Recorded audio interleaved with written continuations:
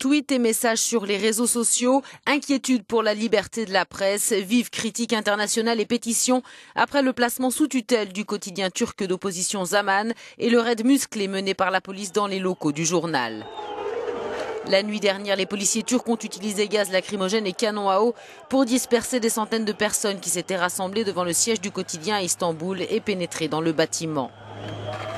Le groupe Zaman est considéré comme étant proche de l'imam Fethullah Gülen, l'ennemi numéro 1 de Recep Tayyip Erdogan, depuis un retentissant scandale de corruption qui a éclaboussé le plus haut sommet de l'État fin 2013. Exilé aux États-Unis, il est accusé de vouloir renverser le président turc. Depuis quelques années, assurent des journalistes turcs, quiconque ose critiquer la politique du gouvernement risque des poursuites, la prison ou une mise sous tutelle par le gouvernement. Le gouvernement se livre à une vaste chasse aux sorcières.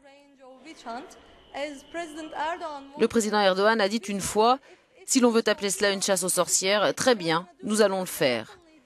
Donc il a ouvertement déclaré qu'il allait s'exécuter et il le fait. Il s'adonne actuellement à une véritable chasse aux sorcières contre les opposants. Cette affaire survient à 2 jours d'un sommet entre l'Union européenne et la Turquie sur la crise des migrants. Il doit avoir lieu lundi. En échange d'efforts pour enrayer le flot des candidats à l'exil, Ankara espère une accélération de sa procédure d'adhésion à l'Europe.